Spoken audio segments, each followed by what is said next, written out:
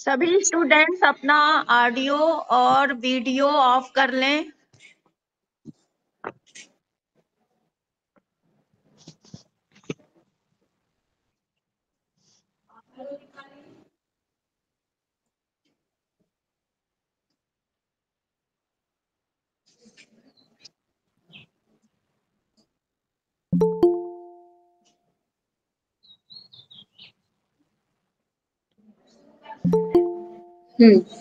Wish you good luck.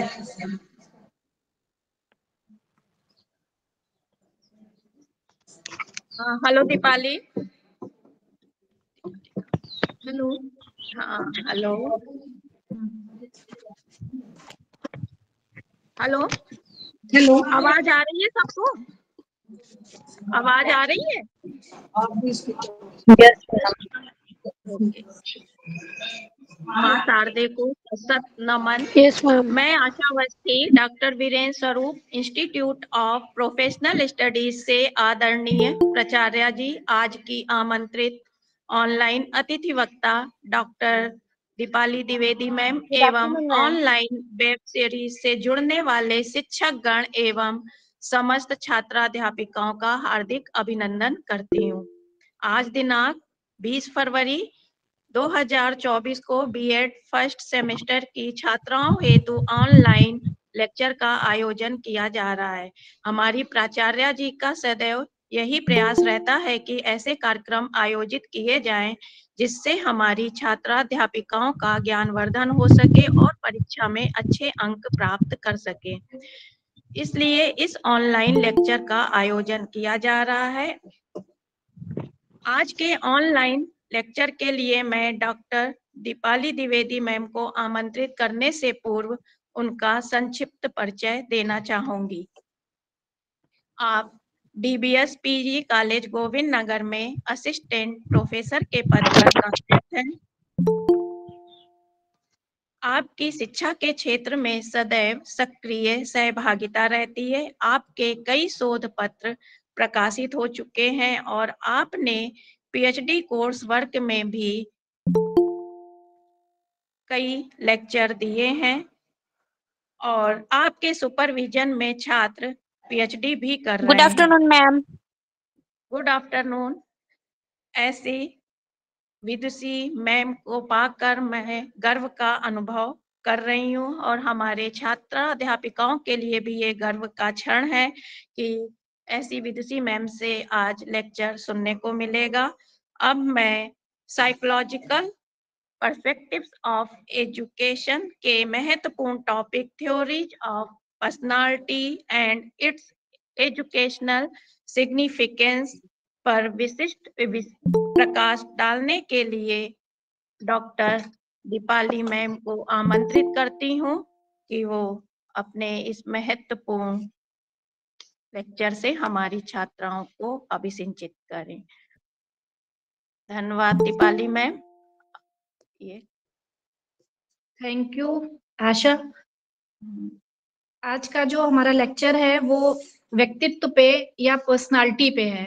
Personality अपने आप में एक बहुत वृहद टॉपिक है और मेरी कोशिश है, चूंकि बच्चों का एग्जाम है, इसको पॉइंट ऑफ व्यू में रखते हुए जो शॉर्ट में थ्योरीज हैं उनके बारे में हम आज बात करते हैं। शायद मुझे ऐसा लगता है कि इस क्लास के बाद बच्चे लाभान्वित होंगे, लेकिन फिर भी इस शॉर्ट ड्यूरेशन में जो हो सकता है उसमें हम कुछ अच्छा करने की कोशिश करते हैं और ताकि आपको हमारी शुभकामनाएं भी हैं कि आपके एग्जाम बहुत अच्छे हों।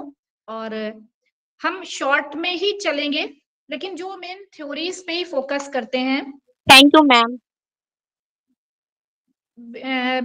पर्सनालिटी जो शब्द है ये आप लोगों ने पढ़ा ही होगा, अब तो आपके एग्जाम की तैयारी हो ही गई है, तो हम शॉर्ट में ही आगे बढ़ते हैं कि ये the term personality is derived from the Latin word persona, जिसका अर्थ होता है मास्क। और ये पहले समय पे जो लोग ये मास्क पहन के, मुखौटे पहन के जो अभिनय करते थे, वो उनके व्यक्तित्व को, तो वो एक बाहरी, एक शाब्दिक अर्थ है जो बहुत संकुचित अर्थ कहा जाएगा है, लेकिन चूंकि शाब्दिक अर्थ ये पर्सनालिटी पर्सोना से बना है, लैटिन भाषा के, तो इसका अर्थ होता है मास्क। मास्क से आप लोग बहुत परिचित होंगे कि मास्क को लगाने से आपका जो व्यक्तित्व है उस जो जैसा मास्क होता है वैसा ही दिखता है।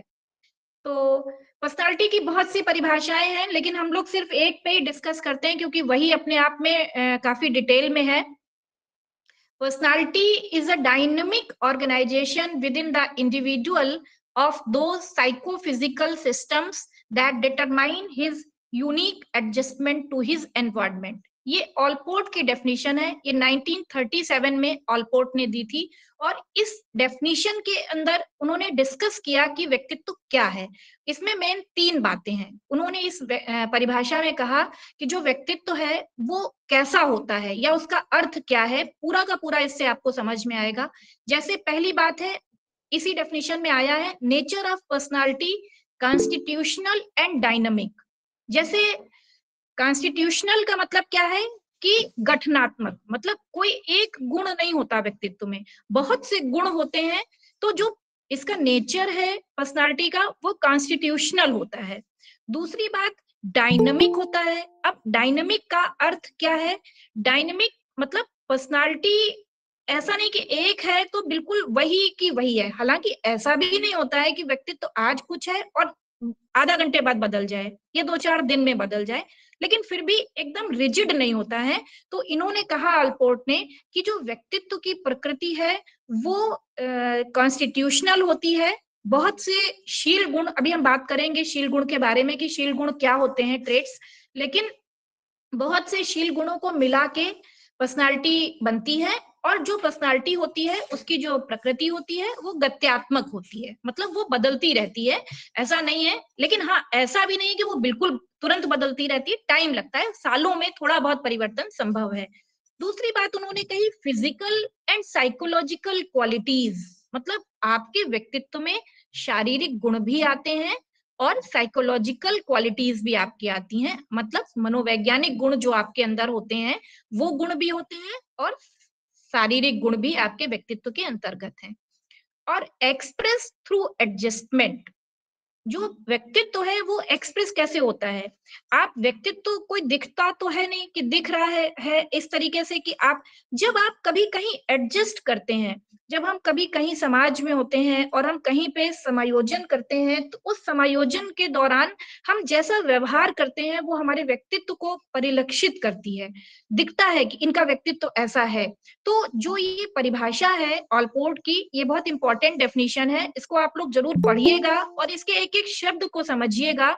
ये अभी नहीं, अगर एमएड करेंगे या आगे आप नेट क्वालिफाई करेंगे या आप कभी भी कहीं पे भी, तो ये परिभाषा आप बहुत इंपॉर्टेंट है। कभी कहीं इंटरव्यू में भी जाते हैं तो वहां पे भी ये पूछा जाता है, तो इसको आपको, तो इस परिभाषा को फिर से हम एक बार रिपीट करते हैं। बहुत सी परिभाषाएं हैं पर ये इंपॉर्टेंट है। Personality is a dynamic organization within the individual of those psychophysical systems that determine his unique adjustment to his environment। मतलब डायनेमिक ऑर्गेनाइजेशन है, साइकोफिजिकल सिस्टम है and unique adjustment to his environment. और व्यक्तित्व परिलक्षित कैसे होता है? जब आप एडजस्टमेंट करते हैं उसमें आपका व्यक्तित्व दिख जाता है। ये पर्सनालिटी की ऑलपोर्ट के थ्रू ओरिजिनल जो उन्होंने 1937 में दी थी, तो उन्होंने ये परिभाषा दी थी। इसके बाद 1961 में इस डेफिनेशन में चेंज हुआ। क्या चेंज हुआ? जो शब्द unique adjustment to his environment था, इसको बदल के 61 में करेक्टरिस्टिक बिहेवियर एंड थॉट कर दिया गया। इसका क्या मतलब है? ये चेंज किया गया तो ये देखा गया, कहा गया पहले कि जब आप समायोजन करते हैं तो व्यक्तित्व परिलक्षित होता है। इसमें जब चेंज किया गया तब ये कहा गया कि केवल हम ही वातावरण से एडजस्ट नहीं करते हैं, बल्कि वातावरण भी हमारे साथ एडजस्ट करता है। तो इस शब्द को परिवर्तित किया गया 1961 में। ठीक है, ये ऑलपोर्ट की अपनी उनकी ओरिजिनल डेफिनेशन थी। तो क्या हुआ इसका मतलब कि जो व्यक्तित्व है वो शील गुणों का, या अभी आप क्वालिटीज समझ लीजिए, गुणों का एक संगठन है जिसकी प्रकृति डायनेमिक गत्यात्मक होती है और इसमें शारीरिक और मनोवैज्ञानिक दोनों प्रकार के गुण होते हैं। और तीसरी चीज कि जब आप कहीं एडजस्ट करते हैं तो आपका व्यक्तित्व तो परिलक्षित होता है। हाँ, 37 के बाद 61 में जब ये चेंज किया गया, unique adjustment to his thought शब्द को करेक्टरिस्टिक बिहेवियर एंड थॉट में, तो ये हुआ कि केवल आप ही नहीं वातावरण से समायोजित होते हैं या करते हैं, वातावरण भी आपके साथ समायोजन करता है। अब आगे हम जब पर्सनालिटी के बारे में अध्ययन करते हैं, व्यक्तित्व के बारे में, तो बेसिकली दो अप्रोचेस हैं इसके अध्ययन के लिए। एक आपका इडियोग्राफिक अप्रोच और एक नोमोथेटिक अप्रोच है, भावमूलक और नियमान्वेषी अप्रोच। तो जो आइडियोग्राफी अप्रोच है उसमें क्या होता है, हम किसी एक व्यक्ति को लेके, किसी भी एक व्यक्ति को लेके उसके विशिष्ट गुणों, जितने भी प्रकार के उसके अंदर गुण पाए जाते हैं, उनका हम डिटेल स्टडी करते हैं, डिटेल्ड करते हैं। अंतर है दोनों में। इस अप्रोच में किसी एक विशिष्ट व्यक्ति को लेके उसके अंदर जितने भी गुण पाए जाते हैं उन सबका हम अध्ययन करते हैं।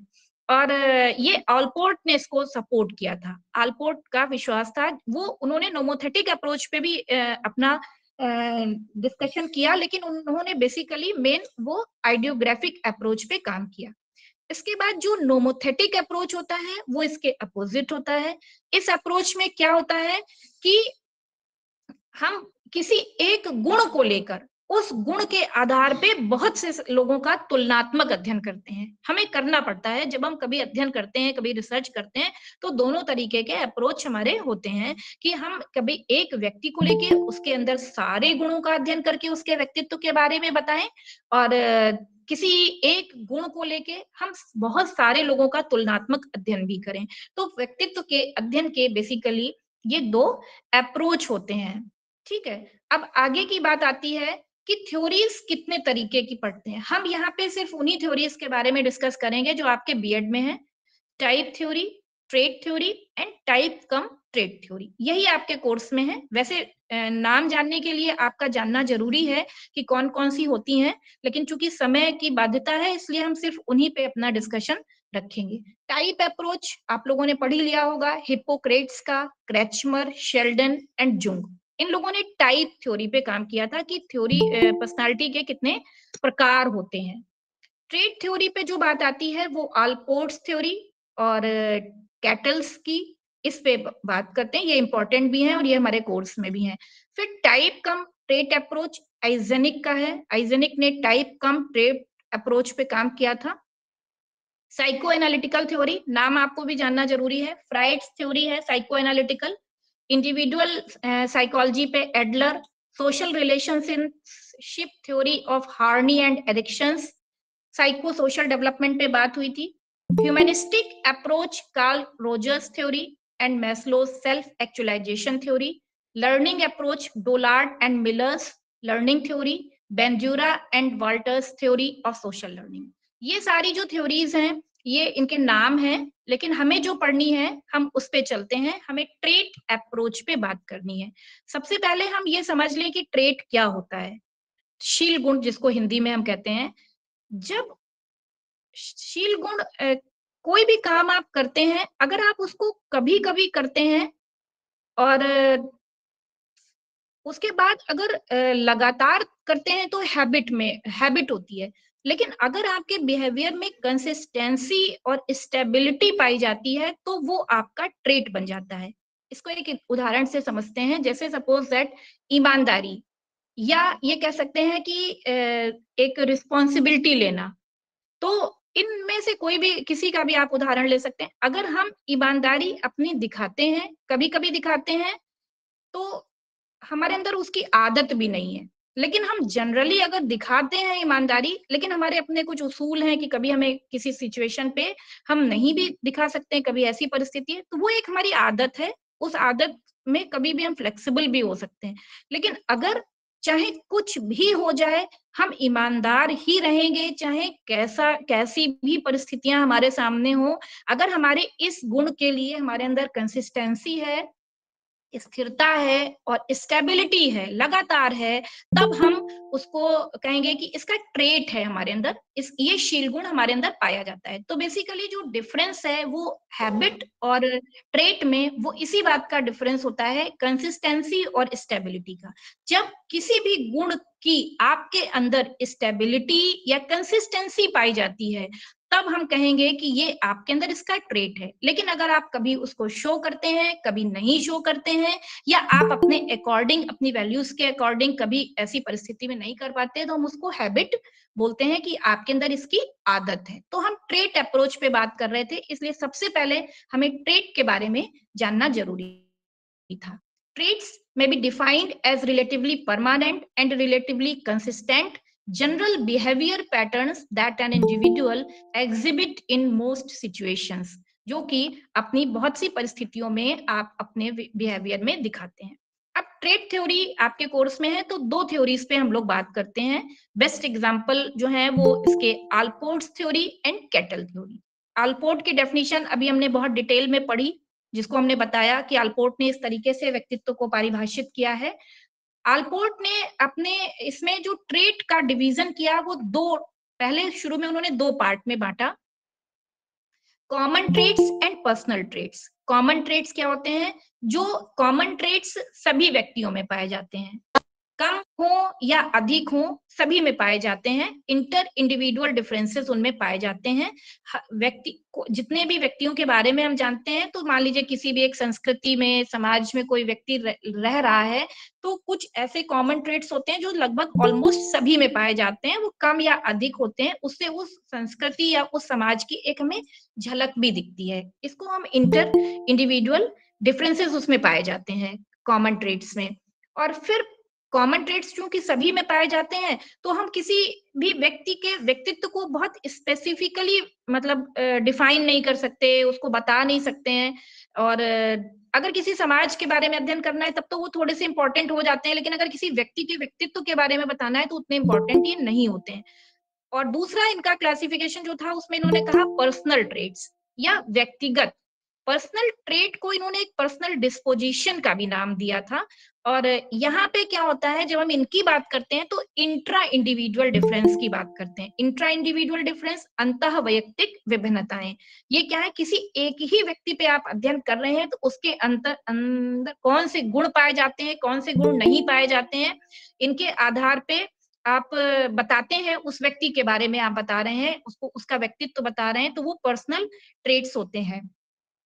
ये जो पर्सनल डिस्पोजिशन शब्द का इस्तेमाल हुआ, ये not all people but specific, not comparative study possible but one people can be studied. In personal disposition के आधार पे, इन पर्सनल ट्रेट्स के आधार पे हम बहुत से लोगों का अध्ययन नहीं कर सकते, लेकिन किसी एक व्यक्ति का हम बहुत डिटेल में अध्ययन कर पाते हैं। तो सबसे पहले जो आलपोर्ट ने डिवाइड किया, वो दो थे, common traits and personal traits.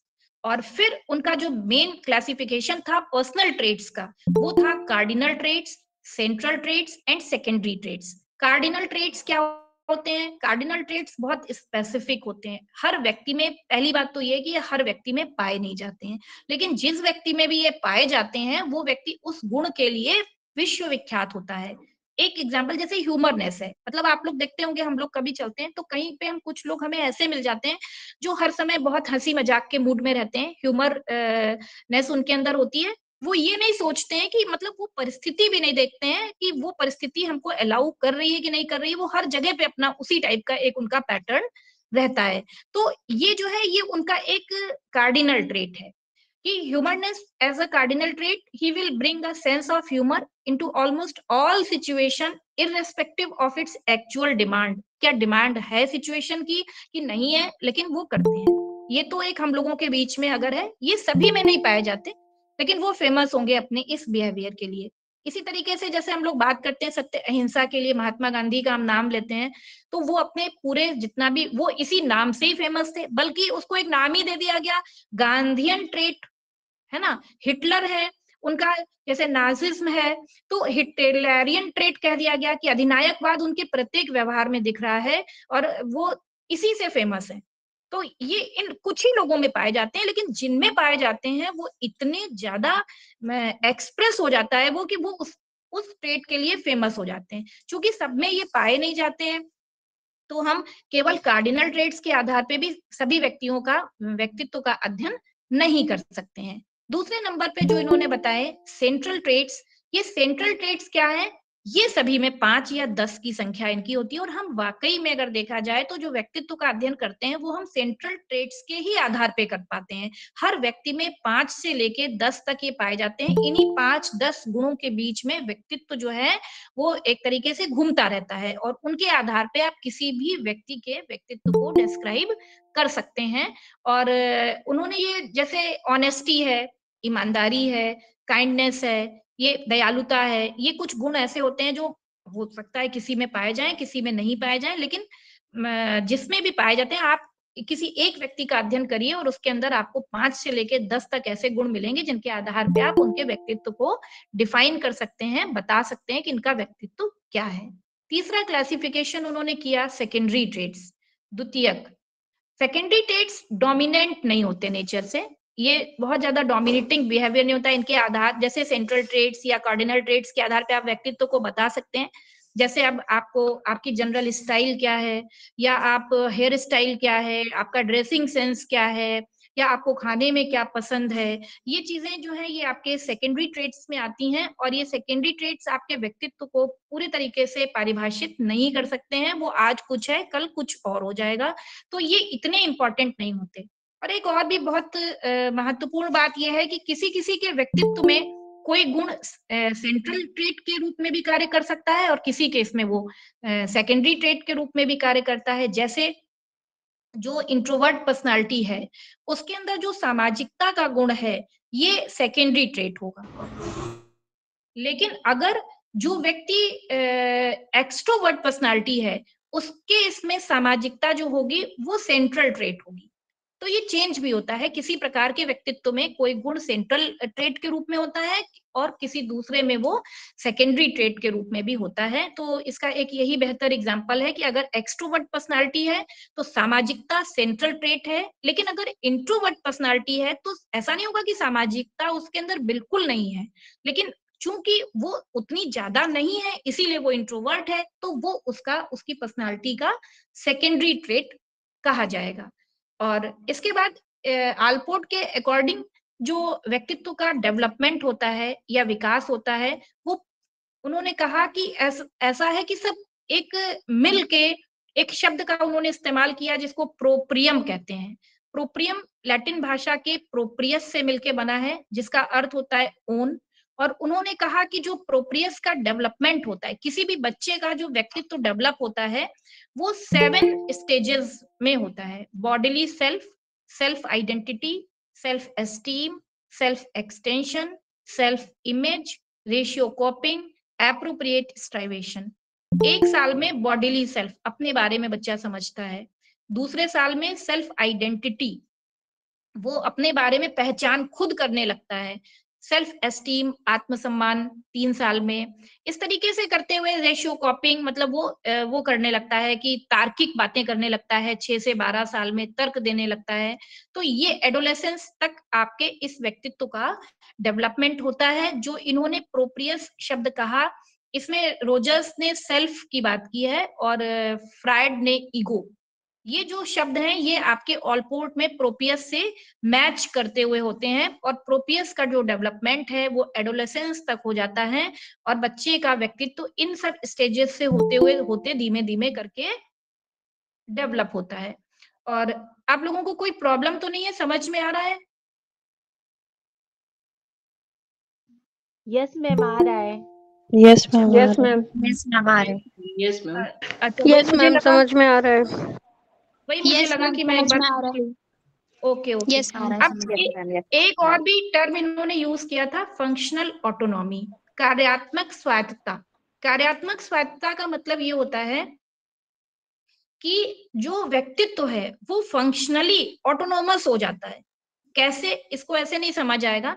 जैसे मान लीजिए कि कोई भी व्यक्ति है अपने स्ट्रेस को रिड्यूस करने के लिए, अपनी टेंशन को रिड्यूस करने के लिए, या कभी उसको खाना नहीं मिल रहा है तो वो ड्रिंक करना शुरू कर देता है, ठीक है। अब वो उसने अपने उसका जो मतलब ड्रिंक करने का उसका जो लक्ष्य था वो क्या था कि वो रिड्यूस कर सके अपनी टेंशन को। लेकिन क्या होता है जब कभी उसके बाद उसका अगर वो रिड्यूस हो जाती है, वो ठीक भी हो जाता है, तो वो उस आदत को नहीं छोड़ता है ड्रिंक करने को। क्यों? क्योंकि जो उसके लक्ष्य प्राप्ति का साधन था, वो उसका लक्ष्य बन जाता है। यानी व्यक्तित्व जो है वो कार्यात्मक रूप से यदि देखा जाए तो ऑटोनोमस होता है। वो जैसे बीज है, बीज से एक पेड़ डेवलप हो गया, पेड़ बन गया, फिर जब पेड़ वो बन जाता है तो वो बीज के ऊपर ही आश्रित नहीं रहता, क्योंकि कार्यात्मक रूप से वो स्वायत्त हो गया। जैसे एक और भी एग्जांपल आप देखते हैं फंक्शनल ऑटोनोमी से, कोई व्यक्ति गरीब है और उसने मेहनत करके काफी मेहनत करी और वो एक अमीर व्यक्ति बन गया। आगे चल के 15 साल 20 साल उसने मेहनत की, तो क्या होता है कि जनरली यही देखा जाता है कि वो मेहनत करना नहीं छोड़ता है। उसकी जो काम करने की आदत है, पहले काम करना उसके लक्ष्य प्राप्ति का साधन था। यानी कि वो पैसा कमाने के लिए जो उसका लक्ष्य था पैसा कमाना, उस पैसे कमाने के लिए उसने लक्ष्य प्राप्ति के लिए मेहनत करता था, लेकिन जब उसने पैसा कमा लिया, इसके बावजूद भी वो काम वैसे ही करता है, वैसे ही मेहनत करता रहता है। क्यों? क्योंकि जो व्यक्तित्व होता है वो फंक्शनली ऑटोनोमस होता है। वो बाद में जो उसका लक्ष्य का साधन था, वो उसका लक्ष्य बन गया। इसी को हम कहते हैं फंक्शनल ऑटोनोमस या फंक्शनली ऑटोनोमस हो जाता है। तो ये जो आप अभी हमने आपको ये आलपोर्ट की थ्योरी के बारे में जो मैंने बात की अभी, तो इस आलपोर्ट की थ्योरी में यही एक बात थी, 3 चीजें इसमें महत्वपूर्ण थी। एक तो आलपोर्ट की डेफिनेशन ही है काफी डिटेल में। दूसरे नंबर पे ट्रेड्स पे बात हुई है, ट्रेड क्या होते हैं, common traits and personal disposition, और पर्सनल डिस्पोजिशन में cardinal traits, central traits and secondary traits and development of proprium. और अगला है फंक्शनल ऑटोनोमी। ये आपका आपके कोर्स के अकॉर्डिंग इतना मैटर है, इसको आप लोग देखिएगा। अगर आपको कोई प्रॉब्लम हो तो फिर बताइएगा। यही आपकी आलपोर्ट की बेसिकली थ्योरी है। इसके बाद आपकी जो ये थ्योरी आती है वो ये है कि हम केटल पे बात करते हैं, आरबी केटल। पहले भी हमने आपको बताया था, इनकी थ्योरी को का नाम जो है वो factor analytical theory of personality है। केटल ने फैक्टर एनालिसिस करके व्यक्तित्व के बारे में बताया था, इसलिए इनकी थ्योरी को हम एनालिटिकल थ्योरी कहते हैं। केटल ने नोमोथेटिक अप्रोच पे अपना ज्यादा जोर दिया था। केटल ने नोमोथेटिक अप्रोच मतलब किसी एक गुण के आधार पे बहुत ज्यादा लोगों का अध्ययन करना। तो इस अप्रोच में तुलनात्मक अध्ययन संभव होता है। आप तुलनात्मक रूप से किसी एक समाज में रहने वाले बहुत से लोगों पे अध्ययन कर सकते हैं। केटल की जो परिभाषा है, इनकी भी अपनी है, personality is that which permits a prediction of what a person will do in a given situation। जैसे कोई भी सिचुएशन दे दी जाए, कोई भी परिस्थिति किसी व्यक्ति को दे दी जाए, तो वो व्यक्ति उस परिस्थिति में कैसे डील करेगा, कैसे वो उस परिस्थिति को करेगा, ये व्यक्तित्व जो होता है उसका प्रेडिक्शन होता है। पहले से पता होता है कि इस परिस्थिति में ये व्यक्ति ये करेगा। तो पर्सनालिटी को कैसे डिफाइन किया इन्होंने? इन्होंने कहा कि किसी गिवन सिचुएशन में कोई व्यक्ति कैसे बिहेव करेगा, ये व्यक्तित्व का जो प्रेडिक्शन होता है वो बता देता है, पूर्व कथन होता है कि वो इसमें ऐसे बिहेव करेगा। ये यही व्यक्तित्व है। वो जैसा बिहेव उस परिस्थिति में करेगा, वो उसके व्यक्तित्व के बारे में बताता है कि ये इनका व्यक्तित्व है और इसके बारे में ये बता रहे हैं। इसी तरीके से जैसे आलपोर्ट ने 2 भागों में बांटा था शील गुणों को, इन्होंने भी 2 भागों में बांटा है, common traits and unique traits. यहाँ भी वही बात है कि जो कॉमन ट्रेट्स होते हैं वो लगभग सभी में पाए जाते हैं, कम हो या अधिक हो वो पाए जाते हैं। तो कॉमन ट्रेट्स जैसे इंटेलिजेंस है, सामुदायिकता है, अंतर्मुखी व्यक्तित्व है, ये सारी चीजें कॉमन ट्रेट्स में आती हैं। इसके बाद इन्होंने भी कुछ अपने ऐसे यूनिक ट्रेट्स हैं जो सब में नहीं पाए जाते। अब कोई ऐसा व्यक्ति है जिसको घास पे चलना अच्छा लगता है, किसी को बहुत देर तक बैठ के चिड़ियों का उड़ना देखना अच्छा लगता है, जरूरी नहीं कि हर एक को अच्छा लगे। तो ये यूनिक ट्रेट्स होते हैं जो हर व्यक्ति में नहीं पाए जाते, कुछ लोगों में पाए जाते हैं। उनका एटीट्यूड क्या होता है, उनका इंटरेस्ट किस फील्ड में होता है, तो ये जो ट्रेट्स हैं ये आपके यूनिक ट्रेट्स होते हैं। अच्छा, इनको एक दूसरा भी उन्होंने क्लासिफिकेशन किया, उसके आधार पे इन्होंने बताया एबिलिटी ट्रेट्स एबिलिटी ट्रेट्स जैसे इंटेलिजेंस है, टेम्परामेंट ट्रेट जैसे जनरल स्टाइल क्या है, आपकी इमोशनल रिएक्टिविटी क्या है, एनर्जी लेवल आपका क्या है, ये सारी चीजें टेम्परामेंट ट्रेट्स में आती हैं। डायनामिक ट्रेट्स जैसे मोटिवेशन है, आपको कोई एम अचीव करना है, उसके लिए आपके अंदर कितनी प्रेरणा है, क्या इंटरेस्ट है, इन चीजों के लिए ये आपका डायनेमिक ट्रेट्स है। तो इन्होंने जो शील गुण है उनको 3 तरीके से डिफाइन किया।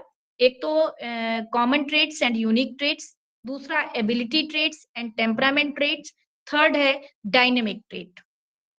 इसके बाद इनका जो सबसे महत्वपूर्ण क्लासिफिकेशन है वो ये है surface traits and source traits, सतही गुण और स्रोत गुण। सतही गुण क्या होते हैं? सतही गुण ऐसे होते हैं, सतही गुणों के आधार पे आप किसी भी व्यक्ति को बहुत ज्यादा नहीं वो कर सकते हैं, बता सकते हैं कि आप उसके बारे में काफी डिटेल में नहीं बात हो सकती है कि नहीं, आप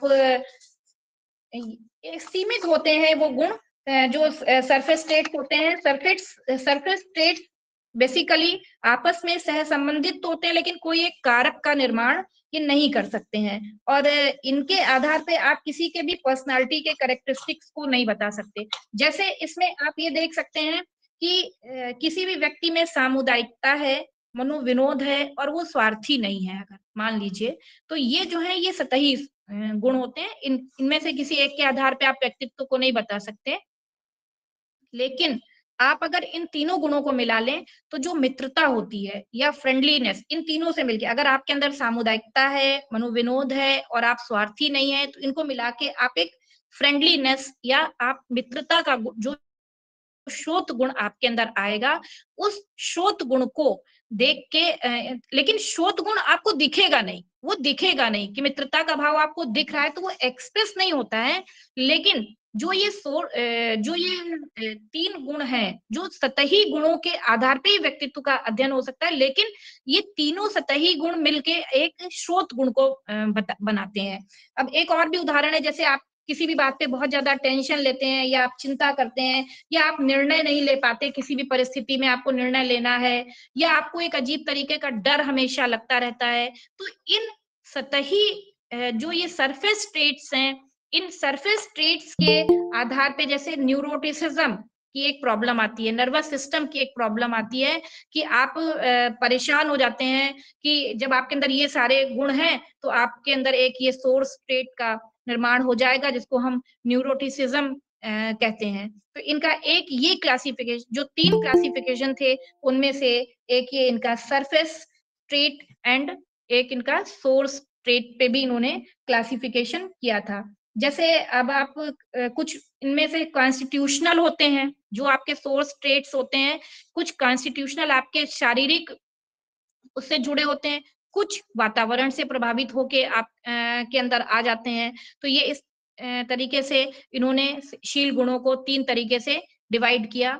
और यहाँ पे भी बात आती है कि व्यक्तित्व का जो डेवलपमेंट है, कैसे डेवलप हो रहा है व्यक्तित्व किसी का भी, तो वो भी इन्होंने भी इसकी स्टेजेस बताई। इन्होंने 6 स्टेजेस के बारे में बताया कि स्टेज ऑफ इन्फेंसी या शैशवावस्था, शैशवावस्था में जो है ये एज आपकी 6 वर्ष तक की होती है, और इसमें बाल्यावस्था, स्टेज ऑफ चाइल्डहुड, ये सब कैटल ने अपना डिवाइड किया है। आप लोग अपना पढ़ते होंगे एडोलेसेंस में, तो वो एक क्राइटेरिया अलग होता है, लेकिन जो इन्होंने डिवाइड किया कैटल ने, तो इन्होंने बाल्यावस्था में 6 वर्ष तक, किशोरावस्था का 14 वर्ष की आयु से प्रारंभ, 6 से 14 वर्ष तक इन्होंने बाल्यावस्था ही दिखाई है। फिर इसके बाद ये पहले की इनकी अपनी थ्योरी है, इस पे हमारा कोई इफेक्ट बट नहीं होता। फिर इसके बाद एडोलेसेंस की एज है, maturity, late maturity and old age, इस पे ये बात करते हैं। तो ये जो है आपका कैटल का अप्रोच है, कैटल ने इसके बारे में बात की। अब एक आपकी जो 3rd नंबर पे थ्योरी है वो आइजेनिक पे है। आइजेनिक की जो थ्योरी है वो ट्रेट कम टाइप कम ट्रेट अप्रोच पे बात करते हैं। जैसे आप लोगों ने टाइप थ्योरीज पे भी पढ़ा होगा, टाइप थ्योरीज के बारे में देखा होगा, तो टाइप थ्योरीज भी अब ऐसे तो देखा जाए तो वो उतनी डिफिकल्ट भी नहीं है और उनको छोड़ भी देते हैं पढ़ने से, लेकिन जब आप लोग एग्जाम देते हैं तो इसपे ये आ भी सकती हैं, इसलिए इनको छोड़ना नहीं है कि आपने इनको छोड़ दिया। लेकिन जो टाइप थ्योरी है वो भी 3 प्रकार की हमने आपको बताई थी, जिनमें से शारीरिक गुणों के आधार पे भी डिवाइड किया गया है, साइकोलॉजिकल ट्रेट्स के आधार पे किया गया है, वैल्यूज के आधार पे किया गया है, आयुर्वेद। तो क्योंकि अब हम टाइप कम ट्रेट पे बात कर रहे हैं, तो हमने ट्रेट थ्योरीज तो आपको बता दी 2 हैं, अल्पोर्ट की थ्योरी एंड केटल की थ्योरी। लेकिन जो टाइप थ्योरीज हैं वो क्या है, वो तो उसमें कई क्लासिफिकेशन है। एक बार उनकी हेडिंग तो जरूर ही देखिएगा कि क्या क्या है। जैसे शारीरिक गठन के आधार पे क्रचमर और शेल्डन ने डिवाइड किया है। क्रचमर ने जो डिवीजन किया है उसमें स्थूल काय, कृश काय और पुष्ट काय, पिकनिक, एस्थेनिक एंड एथलेटिक, इनके बारे में इन्होंने बताया है। और क्रचमर की थ्योरी के बाद शेल्डन ने भी इसी तरीके से डिवाइड किया है और उन्होंने नाम अलग दिए हैं, एंडोमार्फिक, मेसोमार्फिक एंड मार्फी एंड एक्टोमार्फी। ये शेल्डन ने शरीर संगठन के आधार पे उन्होंने ये बताया है।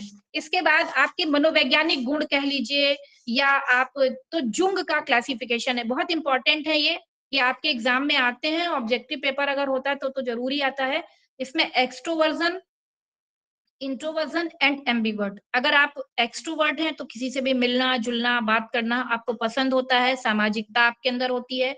और यदि आप बहुत ज्यादा नहीं मिलना जुलना पसंद करते हैं तो वो अंतर्मुखी आपका व्यक्तित्व होता है। और यदि इन दोनों को मिक्स कर दिया जाए तो एम्बिवर्ट व्यक्तित्व का निर्माण आपका होता है। तो इसमें आपके ये स्पेंजर ने वैल्यूज के आधार पे भी व्यक्तित्व को डिवाइड किया है। आयुर्वेद में कफ, वात और पित्त के आधार पे भी डिवीजन किया गया है। तो टाइप थ्योरीज कई तरीके की हैं। अगर आप ऐसे नाम के अकॉर्डिंग देखते हैं तो आयुर्वेद है, हिपोक्रेट्स की है, शेल्डन की है, क्रचमर की है और जुंग का क्लासिफिकेशन है।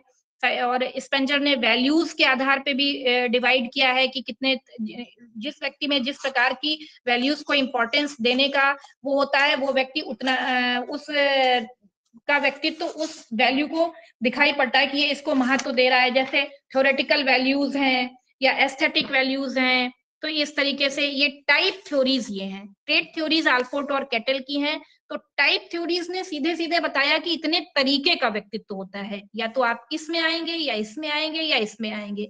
और ट्रेट में ट्रेट्स के आधार पर उन्होंने डिवाइड किया। पहले उन्होंने देखा कि किसी व्यक्ति में कौन से ट्रेट्स पाए जाते हैं जिनमें कंसिस्टेंसी है, स्टेबिलिटी है, उसके आधार पे कौन सा कार्डिनल ट्रेट्स है, अगर आपके अंदर है तो व्यक्तित्व आपका क्या है, सेंट्रल ट्रेट्स है। इसके आधार पे, ट्रेट्स के आधार पे सरफेस ट्रेट्स, सोर्स ट्रेट्स, जो भी हमने बताया अभी तक, उनके आधार पे व्यक्तित्व को डिफाइन किया जाता है। अब यहाँ पे बात आपकी आती है, जब आप ये बात करते हैं कि आपके जो ये टाइप कम ट्रेट अप्रोच पे जब हम बात करते हैं कि आपका ये टाइप है या तो इन्होंने आइजेनिक का एक कार्य ये था, इन्होंने अपनी थ्योरी का, इनका नाम ही था टाइप कम ट्रेट अप्रोच। तो इन्होंने ये शुरू करते हैं स्पेसिफिक रिस्पॉन्सेस से, विशिष्ट प्रतिक्रियाओं से शुरुआत करते हैं। और ये विशिष्ट जो प्रतिक्रियाएं होती हैं, ये विशिष्ट प्रतिक्रियाएं आपके हैबिचुअल रिस्पॉन्सेज होते हैं। और हैबिचुअल रिस्पॉन्सेज आगे ट्रेट में डेवलप होते हैं और कई ट्रेट्स मिलके एक टाइप को बनाते हैं। तो इन्होंने अपनी थ्योरी में ट्रेट और टाइप दोनों को कंबाइन किया है। तो इन्होंने कहा कि जैसे मान लीजिए अगर आप काम कर रहे हैं कोई भी, तो आप कोई भी किसी भी सिचुएशन में आप कोई स्पेसिफिक रिस्पॉन्स देंगे किसी भी चीज के लिए। एग्जांपल बताते हैं, वो आपने स्पेसिफिक रिस्पॉन्स लगातार, आपके उस स्पेसिफिक रिस्पॉन्स में अगर कंसिस्टेंसी, स्टेबिलिटी आती रहेगी तो वो आपकी एक हैबिट में चीज आ जाएगी कि इस सिचुएशन में आप ऐसा करेंगे। जो जैसे लोएस्ट लेवल है वो स्पेसिफिक रिस्पॉन्स है आइजेनिक की थ्योरी का। तो आइजेनिक ने ये बोला कि जैसे मान लीजिए आप किसी भी सिचुएशन में शर्माना या ब्लशिंग, ये आपका रिस्पॉन्स है, तो आप क्या करेंगे, कहीं पे भी आप हेजिटेट होंगे, आप कहीं पे भी बात करने में, किसी भी चीज में हेजिटेट होंगे। तो ये आपकी एक आदत में है कि आप हर एक से बहुत कंफर्टेबल नहीं हो पाएंगे। ये आपकी धीमे धीमे एक आदत में डेवलप हो जाएगा, हैबिचुअल रिस्पॉन्सेज आपके आ जाएंगे। और इन हैबिचुअल रिस्पॉन्सेज जो भी आपके हैं, ये जो ट्रेट्स आपके बने, जैसे शाइनेस, शर्माना, या आप अपने आप में ही मतलब आत्मनिष्ठ हैं, या रिजिड हैं किसी चीज में, या आपका नेचर में कोई जिद है, इस तरीके के जब ट्रेट्स आपके अंदर डेवलप हो जाते हैं कई तरीके के, तो जो आपकी व्यक्तित्व जो बनेगा वो इंट्रोवर्ट पर्सनालिटी आपकी बनेगी। समझ रहे हैं? टाइप क्या है? टाइप पे हमने बात की थी इंट्रोवर्जन, एक्सट्रोवर्जन, ये जुंग ने कहा था। तो किसी भी परिस्थिति में आप कोई स्पेसिफिक रिस्पांस दे रहे हैं, और उस स्पेसिफिक रिस्पांस को देने में जब आपने दिया, तो धीमे धीमे देते देते जब आप कई बार देंगे तो वो आपकी हैबिट में आ जाएगा, और जब हैबिट में कंसिस्टेंसी और स्टेबिलिटी आ जाएगी, देन फिर वो आपका ट्रेट्स के फॉर्म में बन जाएगा, और कई ट्रेट्स, सिमिलर टाइप के जो ट्रेट्स होंगे वो मिलके एक टाइप का निर्माण करते हैं। ये आइजेनिक ने बताया। और एक तो उनका ये कंसेप्ट था, और उन्होंने किसी भी मतलब उसको टाइप में नहीं, मतलब बेसिकली की पर्सनालिटी ये इंट्रोवर्ट है, ये एक्सट्रोवर्ट है, इसमें नहीं डिवाइड किया, उन्होंने डायमेंशंस बनाई। उनका ये मानना था कि कोई भी व्यक्ति है वो पूरी तरीके से इंट्रोवर्ट नहीं हो सकता और पूरे तरीके से एक्सट्रोवर्ट नहीं हो सकता, हम उसको टाइप में नहीं डिवाइड कर सकते।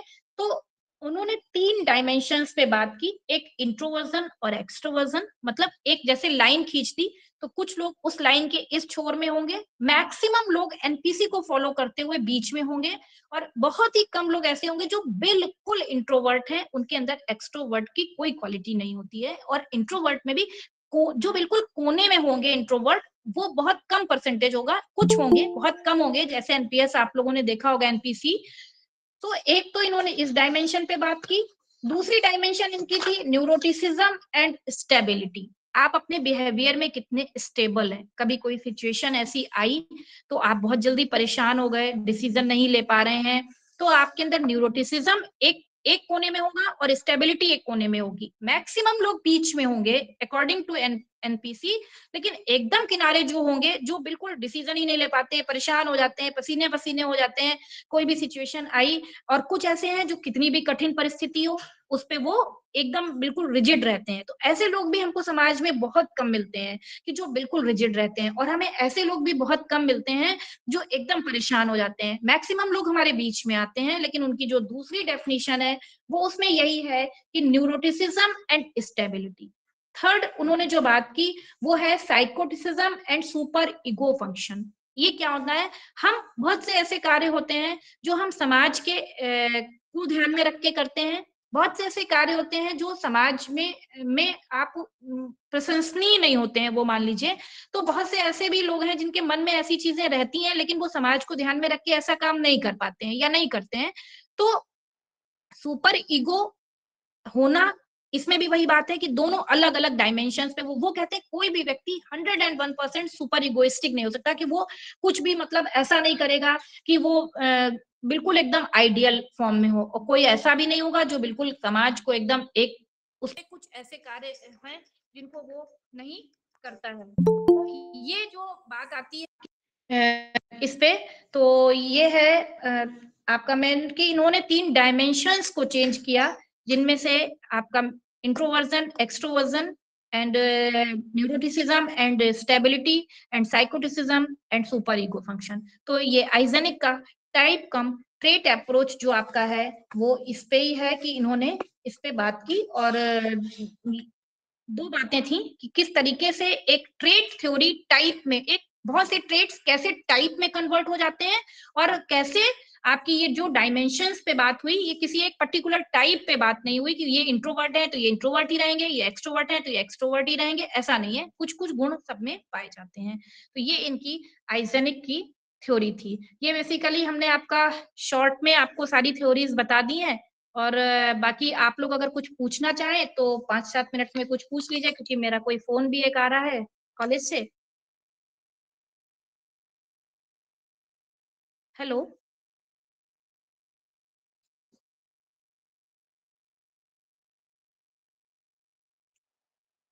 हेलो। Yes ma'am. हाँ बेटा, ये मैंने जो थ्योरीज बताई हैं, इनमें अगर आपको कोई कंफ्यूजन हो रहा है तो आप वो थ्योरीज के बारे में पूछ सकते हैं, अगर कुछ आपको पूछना हो। बाकी मुझे ऐसा नहीं लगता कि कोई ऐसी चीज मैंने छोड़ी होगी जो आपको ना पता हो। यस मैम, समझ में आ गया। समझ में अंडरस्टैंड। आपकी कोई मैम इस टाइम जुड़ी हुई है कि जिसको इसमें कुछ नहीं है? पूछना हो वो हैंड रेज करे। नो मैम, क्लियर हो गए कॉन्सेप्ट। यस मैम, क्लियर है। हैंड रेज करिए आप लोग अगर पूछना है तो, नहीं मैम, it क्योंकि is हैंड almost रेज है clear. कईयों के। Whatever we have मतलब heard, उसमें almost clear है मैम ये theories. Ma'am Yes ma'am, it's almost clear. चलो ठीक, आशा ठीक है फिर।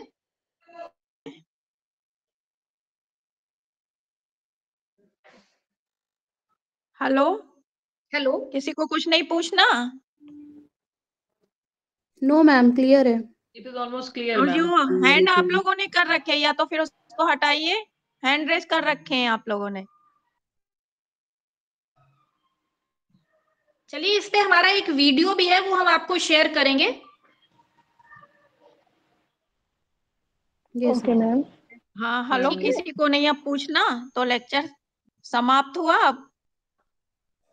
चलो, Okay, thank you. उम्मीद है Thank कि you, इस ma'am. लेक्चर से आप लोग लाभान्वित हुए होंगे। मैम ने बहुत अच्छी तरीके से इस पर विशद प्रकाश डाला है, तो Yes, मैम ma'am. को बहुत बहुत धन्यवाद कि वो मैम ने ऑनलाइन लेक्चर लेने के लिए स्वीकृत दी और इससे हमारे स्टूडेंट्स को काफी लाभ मिला होगा और उम्मीद है कि एग्जाम में आप लोग अच्छे मार्क्स प्राप्त करेंगे। और दीपाली, बहुत बहुत धन्यवाद। आगे से ऐसे ही आपके सहयोग की अपेक्षा रहेगी। Yes, ठीक है, ma'am. Okay hello, okay.